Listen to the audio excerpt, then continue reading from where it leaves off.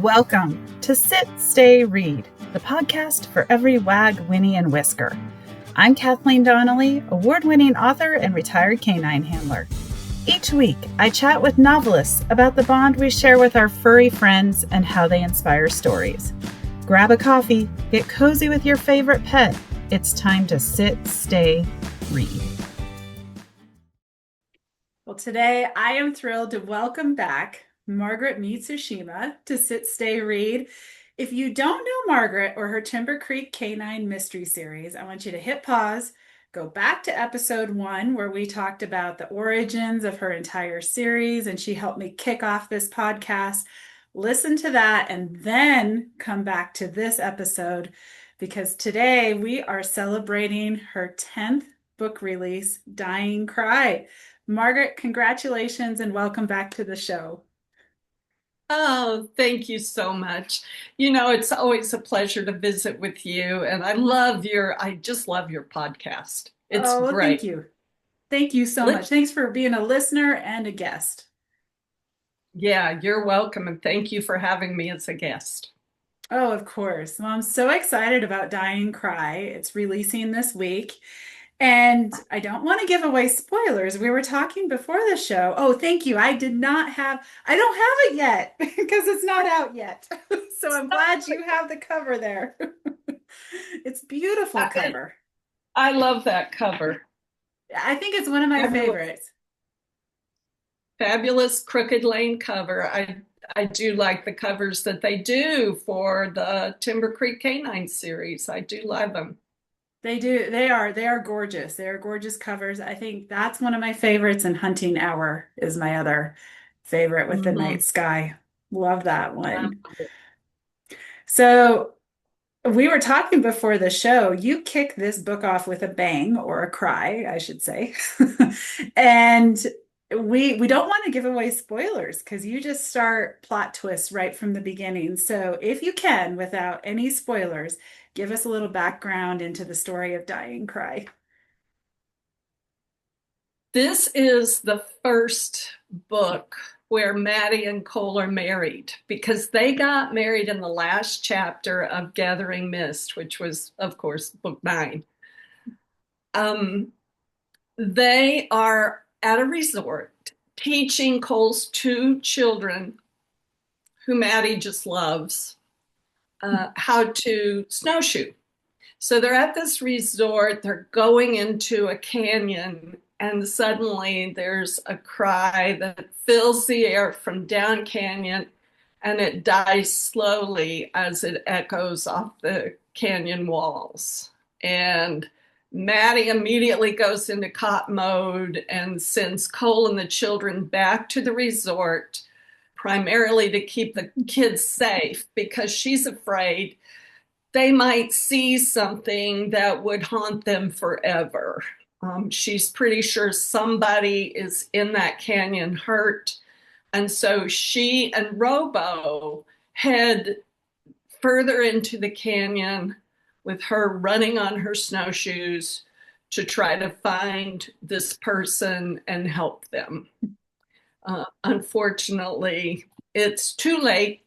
And so that is where the mystery starts, is right away. Um, she does see a shape at the bottom of the cliff, and she does not know if it's male or female. And suddenly a rock slide covers this person. So she starts trying to dig this person out, and Cole comes eventually with help from the resort, and they find out who it is, and unfortunately it's someone they know. Yeah, it is. And we won't go too far into it because it becomes very personal. And and I also love though, back to the setting, the rock slide, the snowy day. I don't know unless you live in the mountains if people understand what these rock slides and mudslides are like. And you did a Yeah. beautiful job with that. So, Oh, good. Thank you. Yeah, yeah.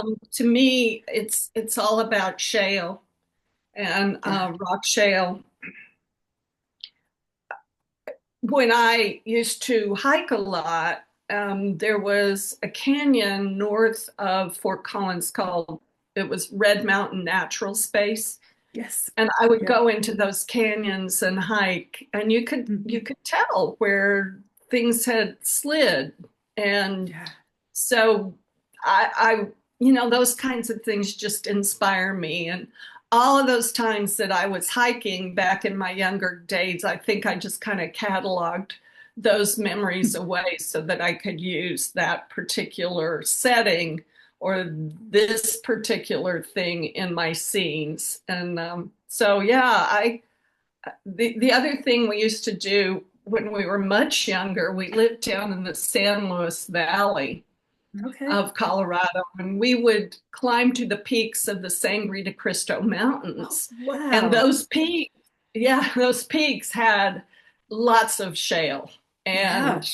and just constant rock slides. So a little bit risky, but not that bad.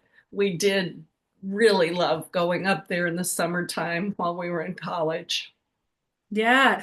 Oh man, that's beautiful mountain range. And if anyone doesn't know them, they should Google pictures of them because they're pretty spectacular. I love Yeah, that area. Yeah. yeah, Yeah. that's a really great range. It is. It is. Well, I can see then why you bring the setting in so beautifully. And there's some challenges this time around, both setting and story wise. Again, I'm going to try to be careful. We're not going to have any spoilers. We want anyone to listen to this to be ready to buy the book, but not have anything spoiled. So, what challenges do Mattie, Robo, and Cole have this time around that maybe is a little different from previous books? I think it's one thing is that they're married now. Yeah. Maddie loves those kids. She fell in love with the kids before she fell in love with Cole. And uh, Maddie is really trying to become the kid's stepmom without trying to push too hard. And then they're also, um, Maddie's having to adjust to living in Cole's home. And she's feeling the pressure of the furnishings having been the ex wife's and that kind of thing. So she's not real comfortable at home. She's got this murder case that she's investigating. It's personal, it's somebody close to them. So the victim's family has to be cleared. And so Yeah. that makes it tough on everybody involved. And then at the end, um, her family is in jeopardy. And Yes. so that whole theme of family in jeopardy kind of goes from the beginning to the end of the book. And it just gets closer and closer to Mattie and Cole, and they get more and more in danger. Yeah, I love that theme and family's been a big theme throughout all your books for Maddie. So it was fun to see how it's starting to evolve through her character arc and change. So I love that. Oh, good, good. Yeah. Well, I think that family has always been such an important theme in my own life, and Yeah. so yeah, so that I did put that into the books early on. Yeah. Maddie's search for family has been her big major life goal. And so now she's finally accomplished it by marrying into family. And so now what is she going to do with that? And and so I like to set up new challenges for her related to the case. And then all of those themes have to be woven together by the end of the book. Yeah. Yeah, you do a great job of it, especially kicking off with that first cry and hence the haunting tale, dying cry, and her wanting to protect the family. So I'm just curious about the title. I think this title has a little bit of a story behind it, not just because there's a dying cry at the beginning. We can give that much away. Sure. But Chapter one. chapter one, that's First chapter one. 5 pages. Yes. I mean, we all know there's going to be a murder, so no spoilers there, right? Right. But the way Right. it happened was really fascinating and it really ties into the title. Tell us more about the story behind the title and how it fed into the book. When you've probably noticed that all of my titles are gerund phrases. Mhm. So Yes. starting with killing trail, stalking ground, hunting hour, etc. The last book was called Gathering Mist and now Dying Cry. But while we were choosing a title for Gathering Mist, Matt Martz, the publisher at Crooked Lane Books, emailed me with the title Dying Cry. And he said, what do you think? I know this doesn't fit this book, but what do you think about this for the next book? And Nice. I was like, oh, I love that title. And immediately that first scene with the canyon and the reverberating cry came to me. So the first chapter was suddenly in my mind, and I had to go ahead and finish. As you well know, all of the Yes. revisions for the book that you're working on before you Yes. can get started on the next book. So I made a note of it, and we used Dying Cry. And then they always ask me for 10 possible titles when the Okay. team does. And so I just wrote as I submitted my description for the cover because I always have a description and then sometimes snippets of Okay. some of the scenery, and then they want me to suggest titles, and I was like, well, there's only one title, Dying Cry. It has to be Dying Cry. And ask Matt. So, yeah, that was the title for the book. And it really helps me sometimes. The other books I've written that I had the title beforehand were Hanging Falls and Burning Ridge. Those Oh, two I okay. had, yeah, I had the titles. And actually, Matt came up with Burning Ridge also. But Oh, wow. when I have that title, it really helps me stay focused and keep that title in mind. And again, it just gives me my focus for the whole book, it seems like. So Dying Cry was perfect for it. And I'm glad that it's finally here and it's going to be out in the world. Yes, yes, it is out in the world right now. And I wanted to talk a little bit about Matt Martz because you dedicated the book to him. And it I don't usually talk about dedications, but I think he's really believed in your books and this has a little bit more of a story behind it. Do you want to share any of that with us, or I'd love to know more. Sure, sure. I met Matt in 2014 at Colorado Gold in Denver. And he and Dan Weiss had left St. Martin's and they were setting up their imprint, Crooked Lane Books, which is an imprint of the Quick Brown Fox Publishing Company. Okay. So Matt was one of the guest editors at Colorado Gold. I met him the first evening, and Terry Wolf, my agent, and I had talked about pitching to him. We had two other editors that we were pitching to that weekend, and so between the two of us, we pitched to him. She was not present at the time, but she had helped me set up the pitch. And Okay. then she immediately got in touch with Matt and pitched to him again.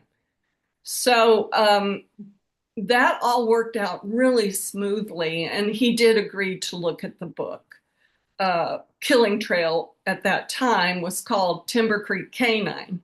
Okay. And he passed it on to his assistant, Nikki Power.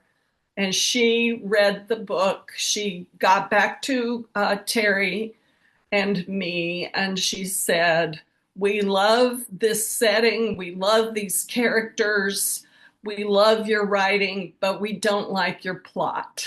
And so it's kind of like, Oh. oh my gosh, what do I Yeah. do now?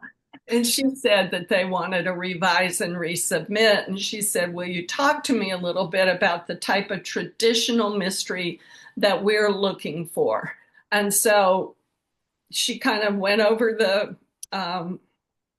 structure that she Okay. wanted, which was a simple 3-act structure. I had used the Christopher Vogler structure, the writer's journey, 11 or 12 Yes. steps. I don't remember. Convoluted a little bit, but they just wanted the simple 3-act structure. She wanted a few changes in the characters.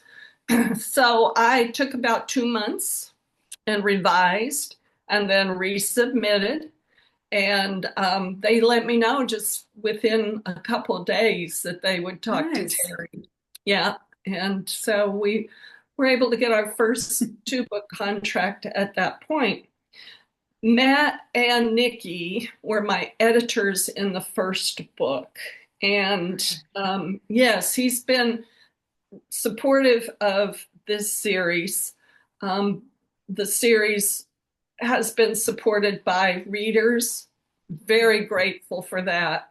And Yeah. so, about every couple years, we do another 2-book contract and just see where the series will lead. And as long as it's selling well, hopefully it'll continue to be published until I'm ready to retire.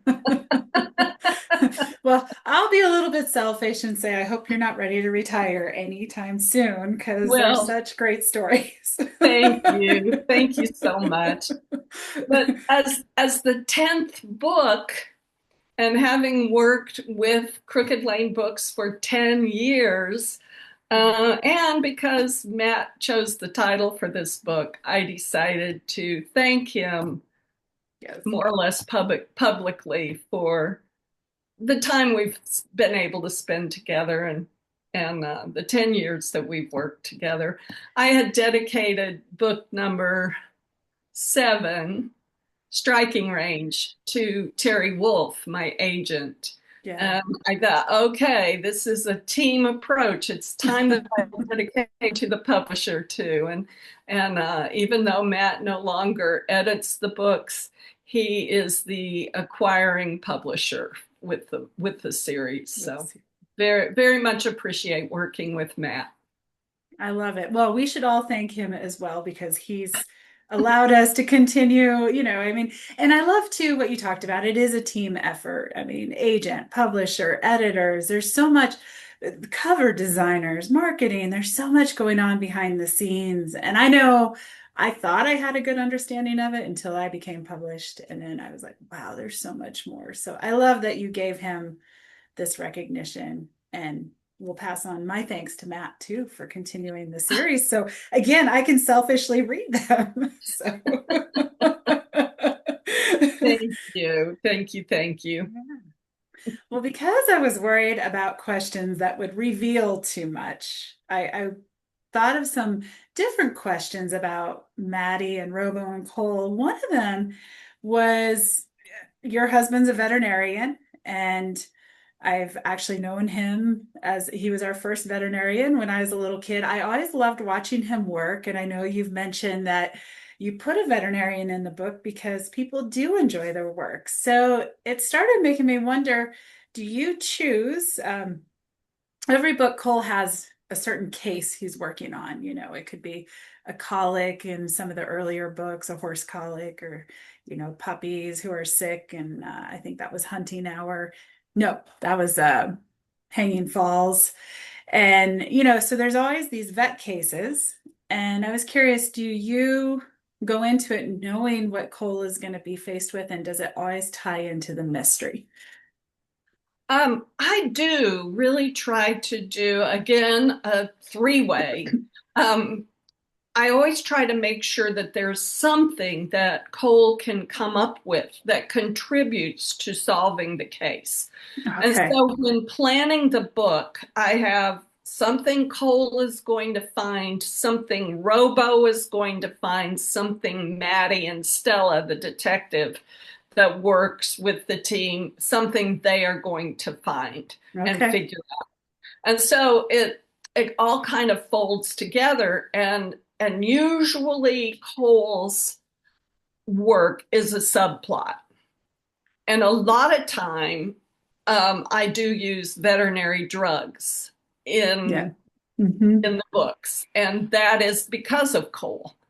It's also, I think, kind of interesting to see how humans abuse veterinary drugs, Yes. just like humans abuse human drugs. So that always has been fascinating to me. And my husband and I often sit around the lunch table or the breakfast table talking about various ways to kill people and various drugs that might be involved that somebody is using. And that is one thing that I can tell you without it being too big of a spoiler, that it's one thing that comes out in this book too, is that there is a vet drug that's being Yes. used.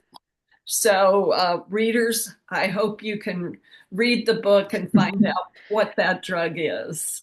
Yes, I won't say anything other than when I was working the dogs, when we were working narcotics. And again, I wasn't law enforcement. We were working in schools and things like that. And unfortunately, even in schools, we've found at least once the drug you use in this book, and we found ketamine was a big one. They called it Special K.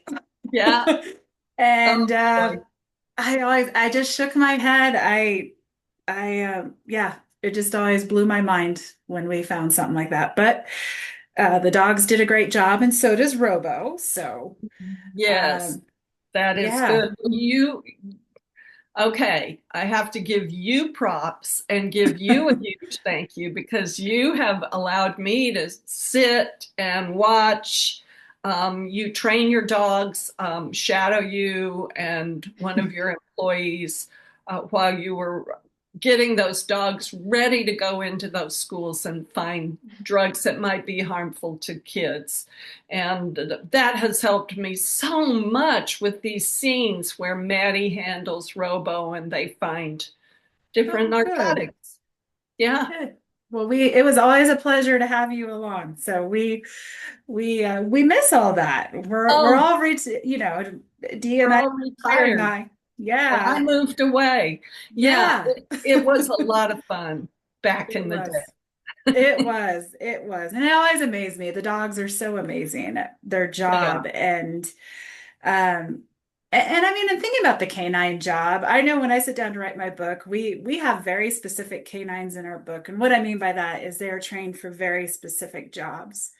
And I love how you keep it realistic. You never go outside what Robo is trained to do, tracking and apprehension and narcotics detection and all that stuff.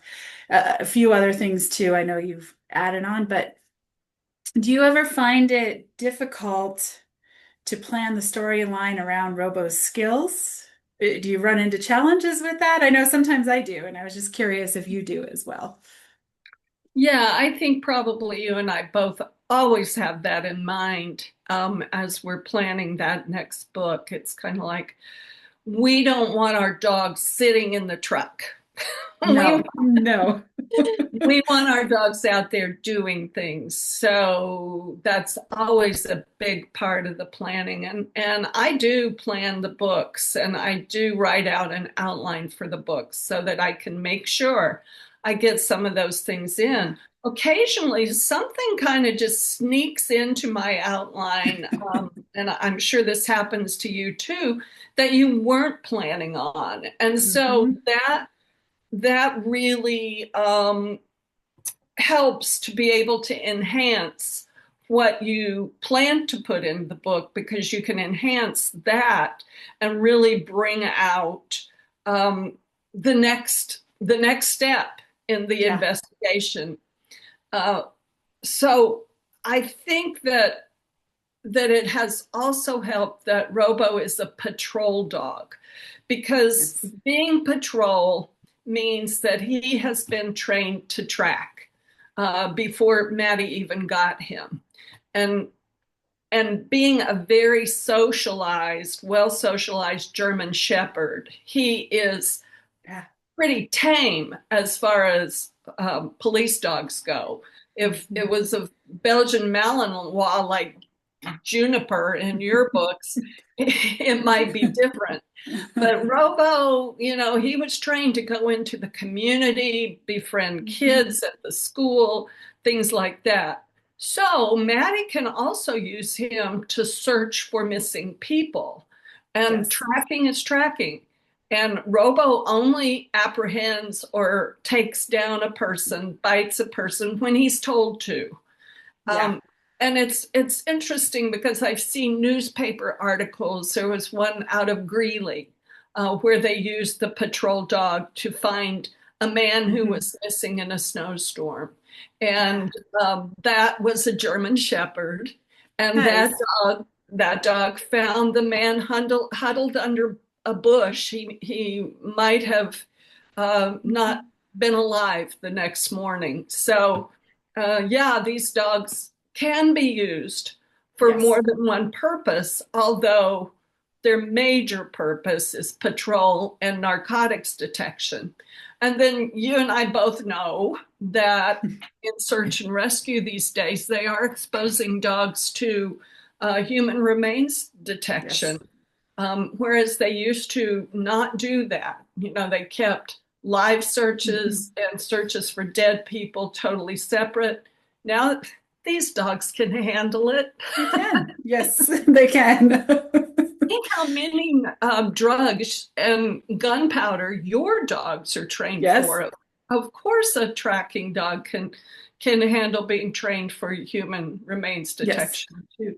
So, in the book that I'm writing right now, which will be the 2026 book, Robo has actually had some exposure to human remains detection too, and it just helps me keep his parts of the book Mhm. fresh if Mattie continues to train him Yeah. for additional skills beyond his original training. Yes. And that's not unusual. That's what No. police officers do. They are all constantly working with their dogs, constantly refreshing what their Yep. dogs know, as well as adding to their skill set. I love that because I think training keeps evolving too. I was talking with our trainer a couple years ago, and it used to be they didn't use the patrol dog for just a search and rescue track because those dogs always expected to get an apprehension or to bite at the end of it. But she said that they realized that they need to utilize these dogs, that there's times like Yeah. the case you mentioned. So they started retraining the dogs to do exactly what Robo does to so I love that you've incorporated current training into your books. That's awesome. That is fantastic. So, Well, the yeah. the one thing that was interesting that you really helped me with was, when Colorado decided that marijuana would be Mhm. legal, and Yes. all of these dogs really had to be taken off the police force because you can't untrain them, Right. especially when the laws changed that a hit on marijuana wasn't going to be a Mhm. legal reason to search a vehicle. And so, anyway, I had to just kind of ignore that Robo had Yeah. been trained for that because I didn't want to get rid of him like some of Right. Right. he wasn't ready to retire yet. No. So, yeah, so those kinds of things, yes, in reality, it is different. And we as fiction writers just have to do what we can do to try to keep up Mhm. with the changes that happen, especially when a series goes into 10 years. Yes, definitely. Because a lot can change. Because right now I have Juniper trained to find marijuana, but that's because she works for the Forest Service, which is federal lands, and it's not Mhm. legal federally. But it really Right. wouldn't shock me if in the next 5, 6 years it does become legal. I mean, I don't know. It's how many states now? At the time you wrote Killing Trail, Colorado was the first and the one and only. And now I Hmm. think I read Colorado there's, and Washington State might have yeah, might have been the first two I think they together. were the first two. Yeah. Washington might have been the year after. I don't remember Yeah. exactly, but yeah. Yeah. Yeah. And it did create, in real life, it did create some issues for police departments. So, Yes. I mean, it's a lot of cost for those dogs. So, Yes. yeah. So I mean, I love that you put realistic things in. And of course, like you said, there's only so much we can keep up with. And I had my dogs trained to find marijuana because we were going into schools and it was Right. not legal on those schools' grounds. So No. it was, which much to the amazement of a few of the kids that we busted over the years. I don't know how many times I heard it's legal. Not for you. No, Not not for here. you, kiddo. Yeah, yeah. So it was always I used to always tell them, well, if I pulled out a bottle of wine right now and started drinking, would that be legal on school grounds? Well, no. Well, then No, how they can you have, understood that part. yeah, but marijuana created. So anyways, it was always interesting, I should say. Yes. Kept you on your toes. It did. It did. You never knew what those And kids were going to say. and it also provided a reason for you to be there. It did. It did. Hmm. And Hmm. hopefully it helped. It hopefully helped some kids make some better choices. So, That's right. well, I always feel now that I'm a published author, I know how this feels. You're celebrating your book release this week. You're going to all these events, and yet I already want to know what about the next book? So, can you tell us a little bit about book 11? And maybe you don't have to give a huge amount of the storyline unless you know it and want to, but give us a little Um, preview. it's a great time to talk about that book. My Okay. deadline for it was November 1st, but I am going ahead and delivering it now, right before I Nice. come to Colorado for the Yay. book launch. Yes, so it's pretty much done. I just have a Okay. few more chapters at the end to revise and polish before Nice. I send it. That book is not titled yet. It was Okay. one of those that I did submit 10 titles. Okay. Um, I really like using the word fighting in it, and I'm pretty sure fighting will be the first, and it's probably going to be either fighting blood or fighting breed. Okay. Um, the, there's quite a bit going on in that book. It's the longest book I've ever written, and it involves dogs that are being trained to fight Okay. and law enforcement that's fighting against coercion, abuse, and um, Oh. of humans. So it's oh gosh, it hopefully it has a lot of twists and turns. I would I'm sure say it that does. it is more of a suspense. I still think it's a traditional mystery, although people might figure out who done it a little bit sooner because the last act of the book is a little bit longer than my Hmm. books. I mean, usually we disclose the villain and then we just wrap it up right away. Okay. But in this case, the villain is going to have to be chased down and so Okay. yeah, so and there's quite a bit happening. That didn't tell you a whole lot about the book No, other but what than it, oh, I was going to say what it did tell me is Robo gets to track and apprehend in this one. that's right. That's right. He does. He does. And I guess the other thing I might have just told you is I'm so glad I'm finished with the first. That is always such a great feeling. I mean, I don't know about you. I always have my outline and but you sit down and you have that first blank page and you think, Oh my God. You like write the first sentence and then it's like, oh, I have now 89,970 more words to go. Exactly. Exactly. That is right. That is And right, for it's sure. somehow we So get the through other thing, though, we should point out to listeners is that this is the month of October, and that book won't come out until fall of 2026. I'm hoping it comes out in October. It might be scheduled for it. Okay. November since my deadline was originally November 1.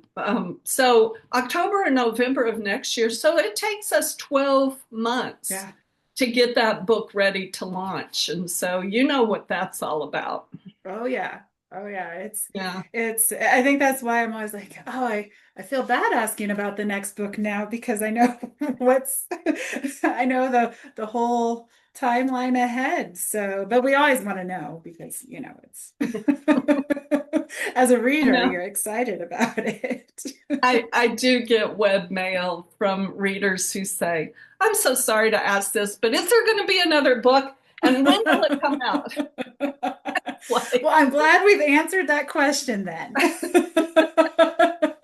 And you will definitely have to come back next year when that book releases. oh, great. I will be Yeah. happy to.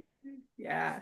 Well, we I know you have your website is a great place for readers to find you. Is there you have tell us a little bit, you have a newsletter, social media, give us a little bit of information about where to best connect with you.